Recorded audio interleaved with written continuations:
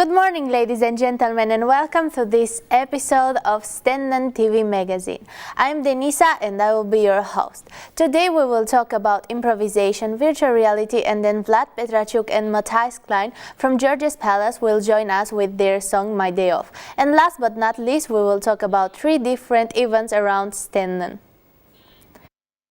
The first item today is about the art of improvisation. Improvisation can be used for comedy shows, and today we will show you more about Opsterk Water, an improvisation group who recently performed in Leeuwarden.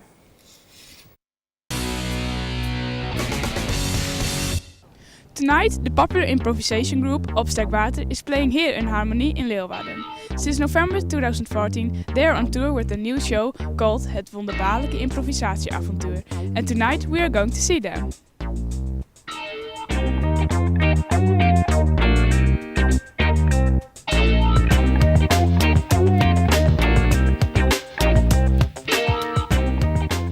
Ja, wat verwacht ik ervan? Eigenlijk gewoon een avondje genieten, gewoon lekker lachen en fun hebben.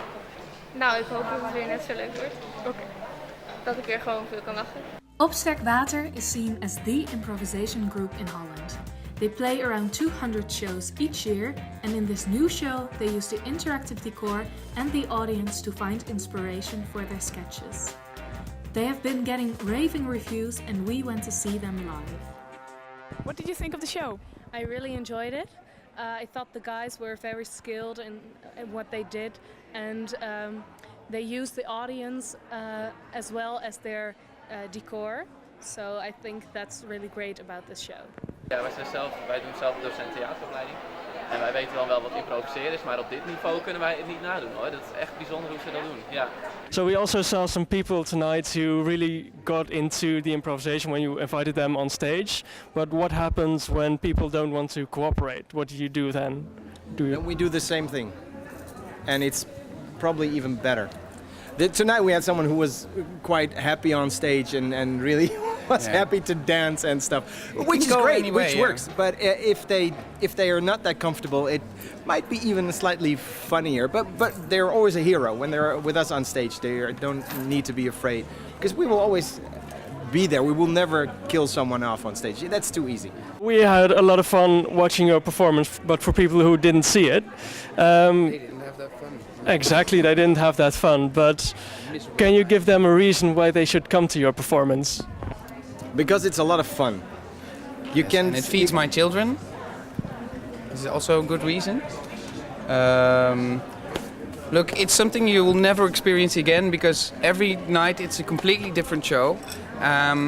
It's about everyone who's in the audience, except if you really don't want to, then you don't have to tell your story. But usually everyone wants to tell. After a while, everyone sees like, oh, this is fun. I want to contribute too. I want to tell my story as well. We had some great stories too. Yeah, lovely. Yeah, great awesome. stories. So would you recommend it for others to do improvisation? Improv in general is great for everyone to do. It's a great way of life. It's living. But if you're not talented, only do it in your living room. That's my advice. Of course. Yes. The show was amazing, the cast was great and we had a lot of fun. If you ever get the chance, you should go and see Opsterk Water.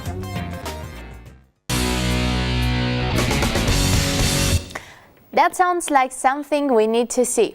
With us today is Lynn Reining, who is an experienced improvisation actress.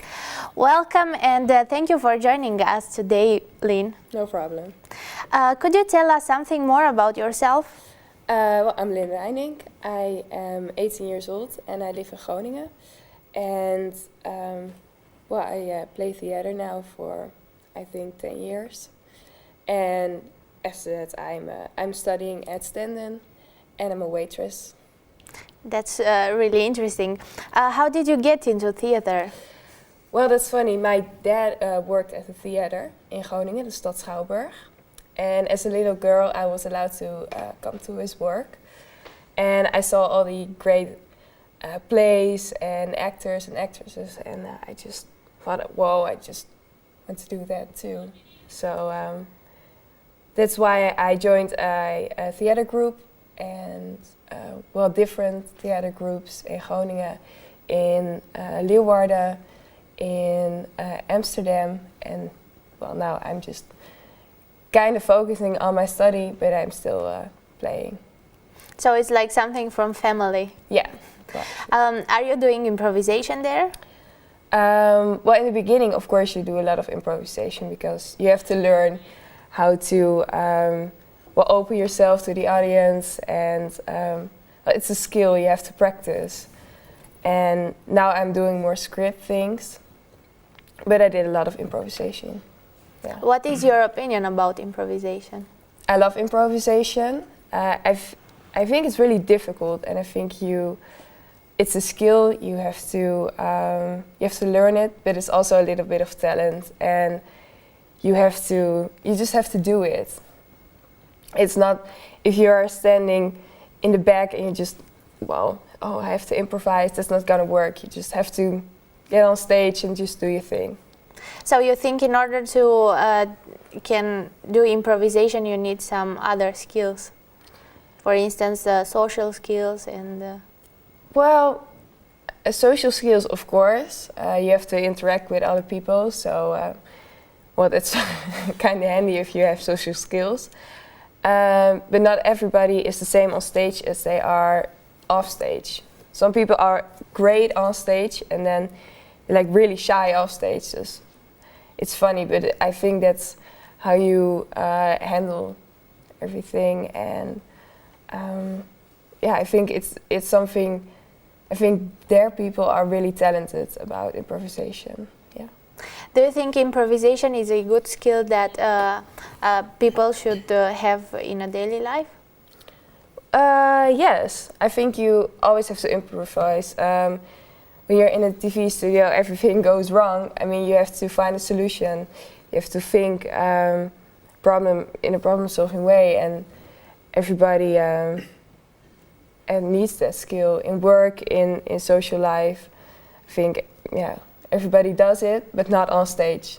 Yeah. So it's something important in a daily basis. Yes. Do you think improvisation is something that you are born with, or is something that you can just improve or learn? Both. I think you can. You have talent or not, but it's something you can learn, and it's just a way of thinking. And the most important thing is just go and just do it. Go on stage and just improvise and use your fantasy. So do you still perform? Sometimes, yeah. Would you like to share a date and the location where people can come to see you? Well, that's not. Let me think. 21 of April at USvA Groningen. So that's not really far away from here. And after that, there are more shows, but I don't have a date for them. Are you gonna do improvisation as well there? Unfortunately not, but it's still fun, so come. Yeah, for sure. Do you have any advices for people that are watching us right now? Well, if you like to just go on stage, definitely join a theater group or do it yourself. Just write and play. And for everybody that wants to improvise in another, situation, go and learn. Yeah, I would like to thank you very much for being here today and sharing your experiences with us. Yes. And we hope to see you soon at the theater. For the second item, we are going to talk about the media news. Today we will cover the topic of virtual reality. Virtual reality is a topic that is getting more and more popular nowadays. We will have Oscar Bastians, who is an expert on digital semiotics and the creator of the first film that uses the Oculus Rift. He will join on a Skype session, but first let's take a look at what the people from Stenden know about virtual reality.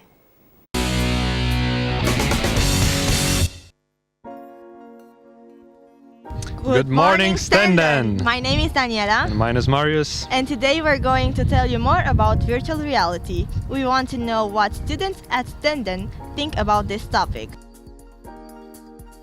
Virtual reality can be distinguished in two words, virtual and reality. Virtual basically means a reality that is near the reality of what we as human beings experience. Virtual reality is quite popular nowadays. However, it is not an innovation. If we go way back in time, we first encounter VR in the 19th century with the panoramic paintings. The purpose of the paintings were to fill the entire field of vision for the viewer. In 1960, Martin Helle created the telesphere mask, which was the first virtual reality device that you could attach on your forehead. The headset provided stereoscopic 3D and wide vision with stereo sound. In 1993, Sega announced a virtual reality headset for the Sega Genesis console. It included head tracking, stereo sound, as well as LCD screens. In the end, it remained forever in the prototype phase and was never released to the public. I know that it has been around for a long time, since the 80s or something, but it has been revived in the last few years, mostly through the Oculus Rift. And it is something used, or going to be used primarily for gaming, but there are also many other applications where it can be used for, like movies or theater even maybe, or training or whatever. What do I know about virtual reality? It's actually pretty simple because actually I don't know that much about it, but yeah, I know it's a kind of glasses with 360 view, and that some people are going crazy when they have the glasses on. What I know about virtual reality, that it is mind-blowing if you try it for the first time. I've tried it a few times, and different types of virtual reality. And it's, I think it's a game changer for the world of computing. What's my own opinion about virtual reality? Well, I think it's pretty cool because it really immerses you into the media. For example, if you game, then you are really part of the game and not just playing it. So it creates an extra dimension of immersion, and well, most people use it for gaming or are going to use it, but you can also do a lot of interesting stuff with it, like experimental performances, stuff like that. My opinion about virtual reality, that it's still in baby shoes. The promises that were made by various companies during the 90s, including Sega, are likely to be fulfilled in 2016. With a large number of organizations producing and planning on releasing their devices this year, virtual reality might actually reach the audience. There is also a lot of confidence by other companies in the industry. For example, Facebook bought Oculus Rift for $2 billion, which is a company that produces VR headsets. So that's all from us. Back to the studio. Today on Skype we have Oscar Bastians, a lecturer at NHTV and an expert in the field of digital semiotics. Welcome to Stenden TV magazine. Could I tell you, Oscar? Hello, good to see you all. It's a pleasure for us to have you here. Thanks. Could I call you Oscar or? Yeah, of course, Yeah. no problem. Thank you. As a coordinator of the Creative Lab in Breda, you created together with the students the first film by using the Oculus Rift, right? Yeah, that's true. What inspired you to do this project? Well, actually, we were challenged by the International Short Film Festival Go Short in Nijmegen, here in the Netherlands, to do something innovative with film. We only had around 2 months, no budget, and no clue what we were going to do. And we found that in our research lab, we were already making use of the Oculus Rift for quite some time now. And we felt, what if we would create something like a 360 film that would go into the Oculus Rift? We did some research. We found it had never been done before. So we thought this was the perfect opportunity to seize that innovation. That's really interesting. Will you do any other project in the same field in the future? Yeah, well, recently we actually have made a 360 film of the fireworks in Breda from top of the church tower, which was pretty amazing. And now, again, I mean, last year we've made another 360 film. This year we're producing a new 360 film as well, where we're going to incorporate more of a spherical audio, 360 audio. We're going to create a transmedia campaign with that as well. So we're now expanding on this expertise that we've developed in 360 filmmaking. That's awesome. Could you tell us what is the difference between a regular film and the virtual reality one? I think the biggest difference and the most important difference, especially as a producer or director of these kind of films, is there's no control over the viewer anymore. In traditional film, when we want to put emphasis on a specific object, item, or person, we make sure that we have a pretty good shot of that person in our film, or even a close-up. In a 360 film, we cannot really put any emphasis anywhere because we cannot control where the viewer is looking at. And of course, because it's 360, we want to make sure that it's entertaining in this 360 sphere that we're creating as well, that everywhere there should be some element of surprise, which is also very different from traditional filmmaking. So how do you think virtual reality will be implemented into films in the future? Well, I think virtual reality films, or 360 film as I prefer to call it, will probably remain in a domain that is more of an experimental and short film experience rather than watching the new Lord of the Rings type film through the Oculus Rift. There are still some things that we have to take into account when it comes to for example, nauseas, etc., that viewers might experience. So you think this is not gonna happen that soon? Well, it's already happening, especially if you look at some of the developers like Samsung. We're collaborating with Oculus, creating the gear that's now going to be rolled out really big with their new smartphone. Also, if you look at HTC Vive and a few others of these. It'll be big. I mean, if we look back in history, since 1955, we've been really thinking about this idea of virtual reality, or even though back then it was in books. And there already have been some attempts in the past. The Atari Jaguar was actually a virtual reality gaming headset, but it was just too soon. And now I think we're really heading into the time where people are getting more and more accustomed to wearing virtual reality headsets. Yeah, that's really interesting to hear and to know. And moreover, we would like to thank you very much for being here today with us at Stenden TV Magazine. And we hope to hear more about you and your movies. Well, yeah, thanks. You can always check us out online. If you just look up for the Creative Lab in Breda, you'll probably find us. And we'll hope to see you soon at the International Film Festival in Nijmegen. Yeah, for sure. We are going to come there. Thank you very much. Okay, thanks. Our next item is the band George's Palace, which is going to perform one of their self-written songs called My Day Off. After getting 2,000 views on the teaser video posted on social media earlier this week, it's time to listen to them live. But first, we are going to watch the item to get to know them better.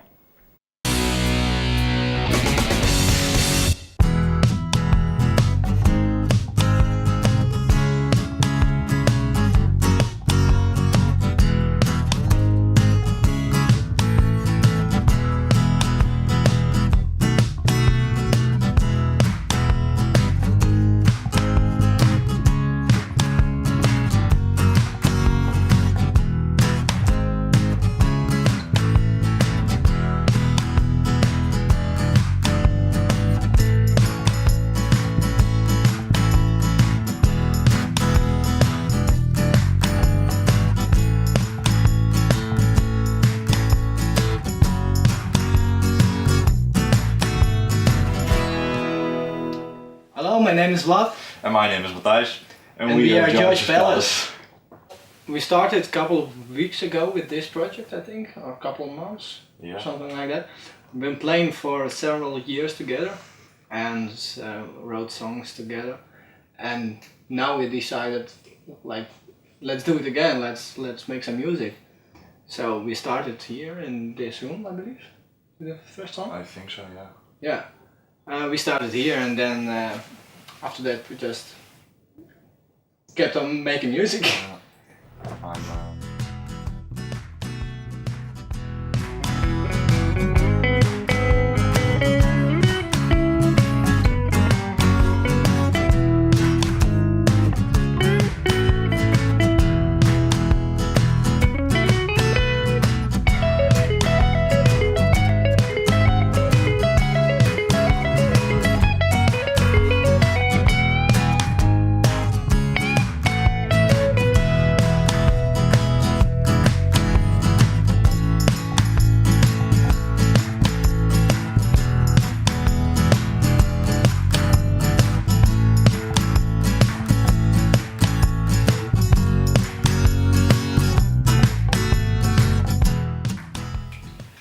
I've been playing guitar since I was 11 or 12, and I'm 18 now, so that's 6 or 7 years something. For me, I've been playing also from about when I was 13, and I'm now 21, so that's like 8 years. Hey there, thanks for watching and see you in the studio.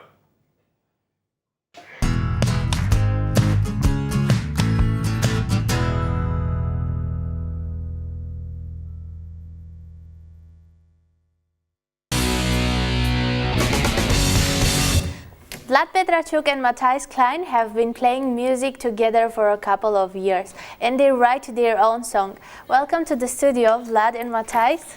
Hi. It's a pleasure for us to have you here. That's for us. Could you tell us the story that is behind your song?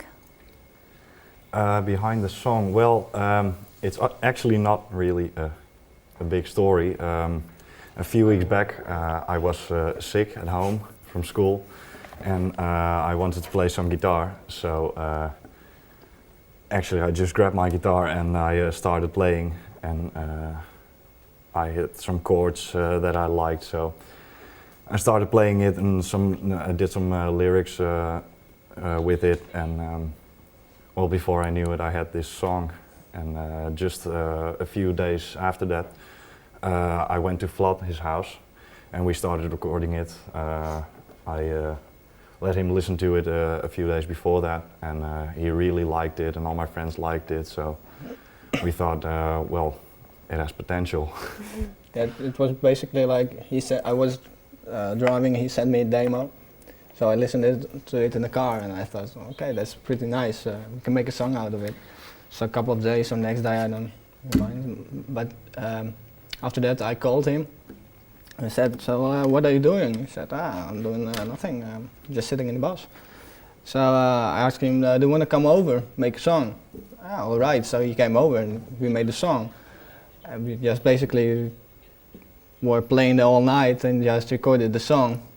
And after that we let people listen to it and think, ask what they think about it, and they really like it. So we thought, okay, maybe we can play it somewhere, and then we saw this opportunity. So that's interesting. Could you tell us what is the actual genre behind your song? Well, the genre we had with this song was like a bit 60s kind of music, because before we started this band, we had a Beatles cover band. So we tried to stay a little bit in that genre, but we're trying to write more songs right now, and it goes everywhere. We have a lot of different kinds of genres we're trying. That's really interesting. We would like to ask you right now to perform your song, My Day Off, for us, Georges Palas. 1, 2, 3, 4. By the morning light, and I feel like I should go outside today. I'm saying no anyway. My friends are calling me, I have to go, but I'm not picking up 'cause they don't have to know. Yeah, that's right. I'm saying no tonight. I got homework to do and a job at the grocery store. But in here I got my bag and it's not like I need any more. Angry people stomping on the floor, but I'm not getting in 'cause I locked the door.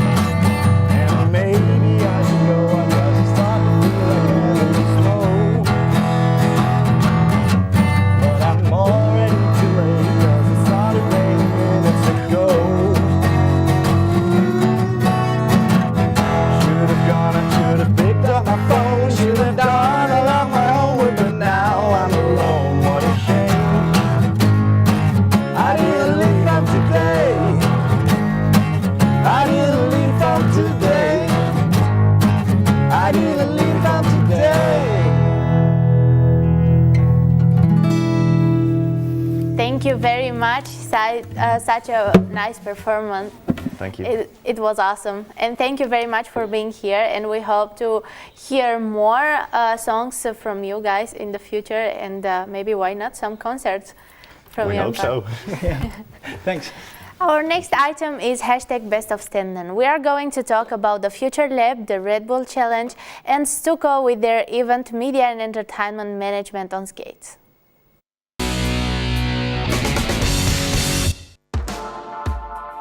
New in Stenden is the Future Lab. We talked to Jorrit van der Waal, who told us a bit more about this new place. Why is the Future Lab important to the study for tourism management? Area itself is not, well, basically that important. It's the process which is underlying. It's based on design thinking, which is similar to concept development. Together with that, also we want to put the student in a central perspective, so the student can determine what he or she wants to study. So therefore the question is determining what we can offer. And is it also possible for students from other studies to sit here and study with their group or alone? Personally, I don't mind if there is anyone else coming in here, but well, presumably it will be filled with leisure tourism students. Well, we're in the new Future Lab now, and before this was just some desks and computers. What do you think of it now?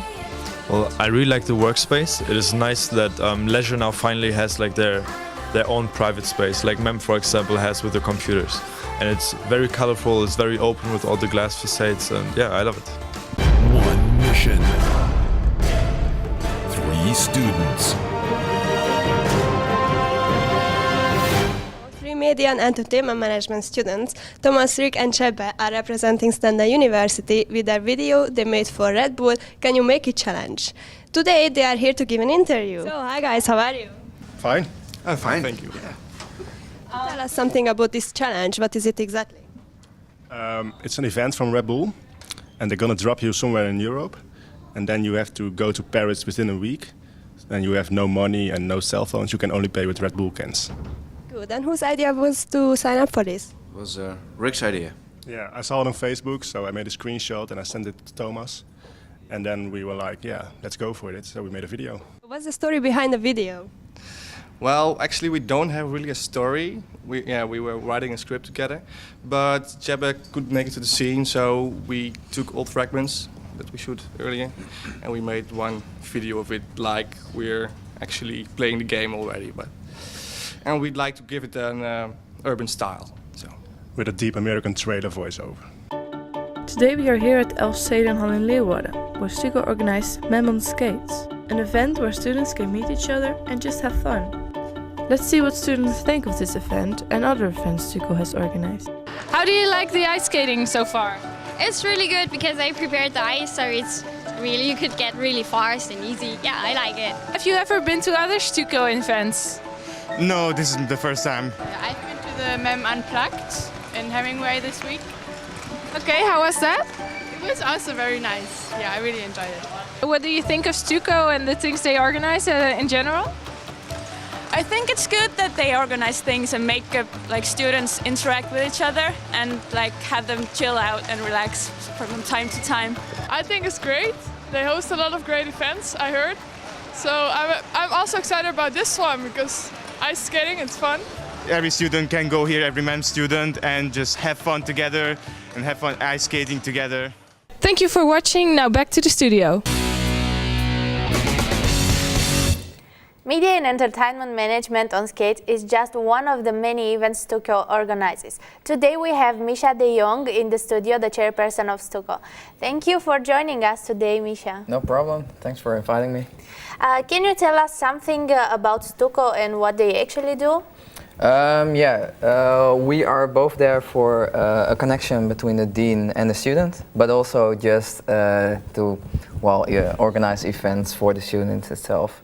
And it's also a communication channel for students to give feedback to the dean and to the course itself. So if we have any complaints or some good feedback, we can come at you and to give you? Yeah, you can either contact us via Facebook, of course, or just we also have the open office hours on Wednesday from 11 to 2. So you can always look us up, or when you see me or one of the other Stuco members, you can just talk to us, and we'll get it back to the dean. That's really interesting. Why did you want to join Stuco?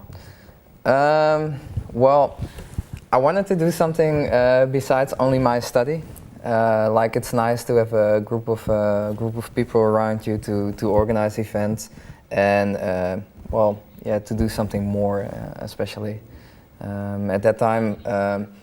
Or currently, we are mostly really a friend group who just organize things and have a nice time. So you are not like working there; it's more like leisure time. Well, we also work, of course, but due to the fact that we're just a big friend group, it's also fun to be there. You are the new chairperson of Stuco, right? Yeah. How did you get this role? Well, our previous chairperson, Joris, he was chairperson for already 2 years, and it's a natural thing. He went on his minor, and we needed someone new, and that's me. How can people join Stuco? Well, actually the same way that they can give us feedback, either through Facebook or through our mail, or just ask us. Like, we'll have a short talk with them. What do they want to do? We got, for example, 3 departments. We got the marketing department, the design department. So if you're good with InDesign, Photoshop or something, you can also join. And we have the event department, which arranges the events that we are doing. It is for all international people, not only for Dutch one. Right? It's for both, so both national and both international. What other events do you have planned in the future? We probably, because we just did the agenda until the summer, we probably have an upcoming event after the progress test. We had that earlier this year, and by then it was called Blackout Party, and it was a great success. Just after all the tests, get some drinks and get together. And we'll probably do some sort of an unplugged event again at the end of this year, probably outside. And hopefully it's going to be as successful as our last unplugged event. Do you have some fixed dates when people know when to come? Not yet. It's currently all in the making. After the progress test party, that will be in week 9, probably after the progress test. But that's also at what time MEM is going to decide that the progress test is. Yeah. Do you have any advices for people who would like to join Stuco? Just don't be scared either to do something else. It's mostly also about just coming together, be friendly, be social, and if you have that, then it's already a great start of doing something. I would like to thank you very, very much for being here and for sharing your experiences regarding Stuco, and for sharing also the upcoming events with us. And we hope to see you soon again. Thanks. And we will join the events for sure. Okay. This was our show for today. Thank you all for watching Stenden TV magazine, and we hope to see you next time again.